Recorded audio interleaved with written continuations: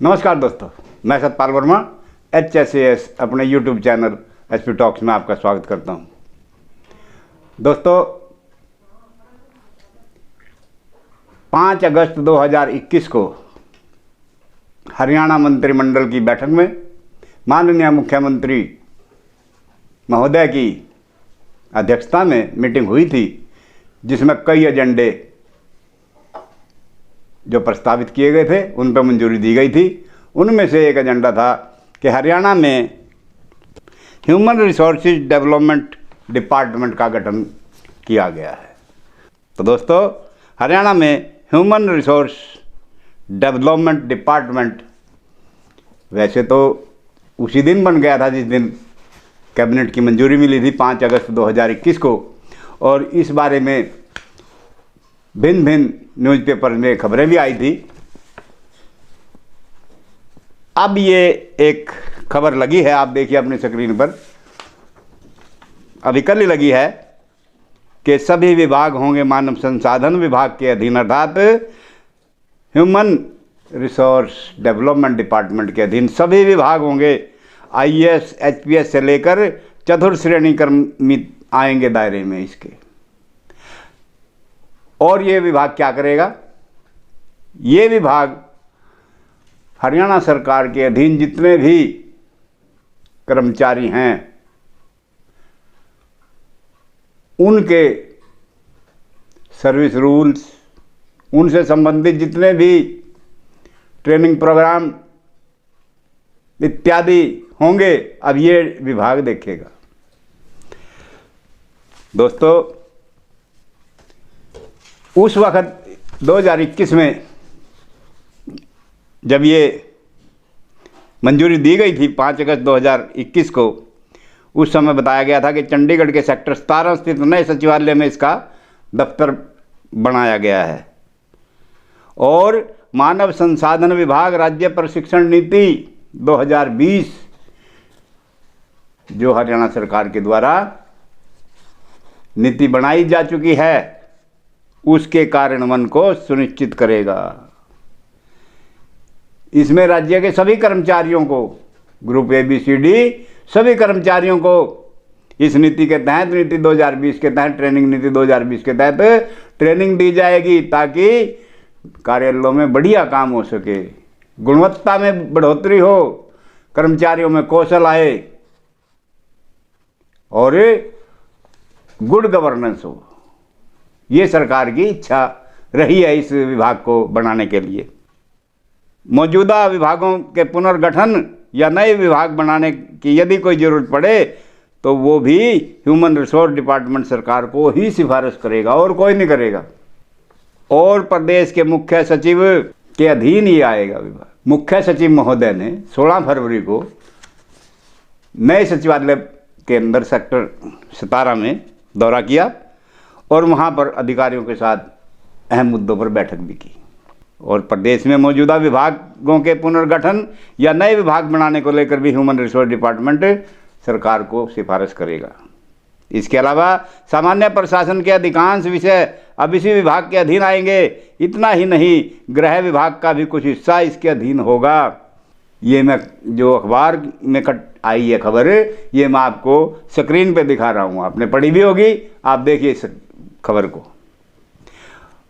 और आगे इस खबर में बताया गया है कि इस विभाग में कुल 13 ब्रांच होंगी, जिनमें से 8 ब्रांचें तो इधर उधर से आकर जुड़ेंगी, दूसरे विभागों में से आकर जुड़ेंगी, और 5 नई ब्रांचों का गठन होगा। विभाग की खुद की अलग से IT विंग भी होगी।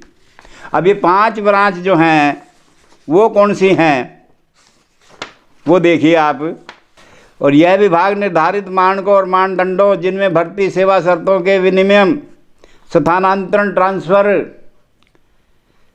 कर्मियों की प्रतिनियुक्ति, डेपुटेशन, फॉरेन सर्विस से भेजना और राज्य प्रशिक्षण नीति 2020 को लागू करना अहम है, इम्पोर्टेंट कार्य है इसका। ग्रुप A यानी क्लास 1 से लेकर ग्रुप डी चतुर्थ श्रेणी कर्मचारियों पर एकीकृत प्रशासनिक नियंत्रण सुनिश्चित करने के साथ साथ सेवाओं और भ्रष्टाचार के उन्मूलन व सामान्य पात्रता परीक्षा के माध्यम से भर्ती में पारदर्शिता सुनिश्चित करेगा। ये सीईटी का एग्जाम भी देखेगा। और नए सचिवालय में इस विभाग का स्थायी कार्यालय बनाया गया है। कौन सा सचिवालय? Sector 17 Chandigarh, new Haryana civil secretariat. और विभाग में विभिन्न शाखाओं को सृजित किया जा रहा है। वो कौन कौन सी हैं? इसमें देखिए आप स्क्रीन पर, सामान्य सेवा ब्रांच 1, जनरल सर्विस 1, सामान्य सेवा ब्रांच 2, जनरल सर्विस 2, सामान्य सेवा 3 branch, general service 3rd branch, common cadre 1 branch और कॉमन कैडर 2 ब्रांच। ये 5 ब्रांचें होंगी अलग से, जो अभी बताई 5 ब्रांचें।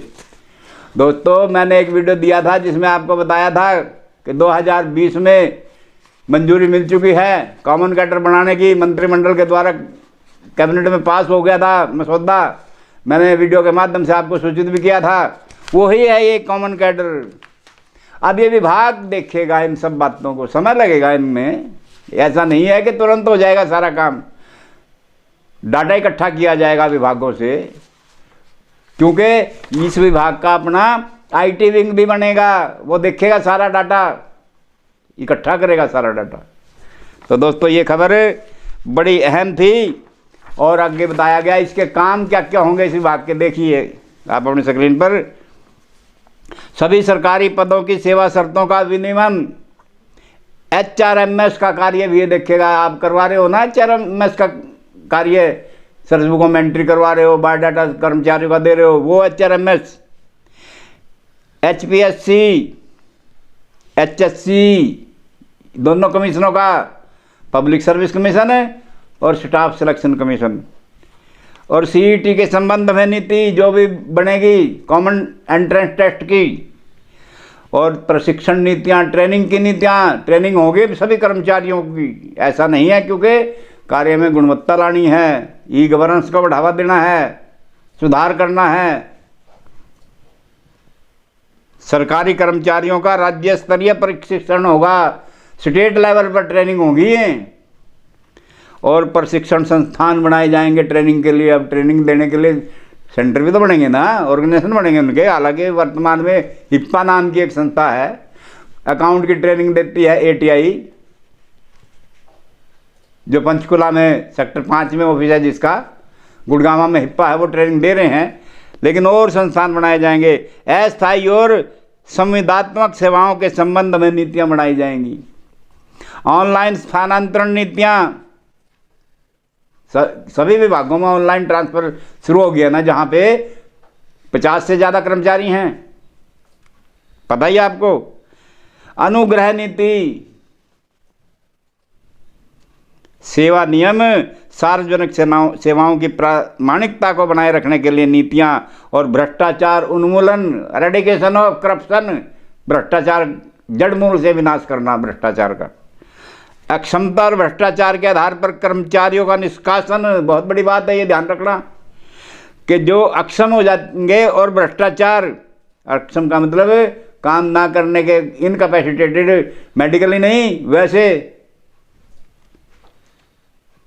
कंडक्ट के हिसाब से, इनएफिशिएंसी की वजह से, और भ्रष्टाचार के अंदर संलिप्त पाए गए कर्मचारियों का निष्कासन भी होगा।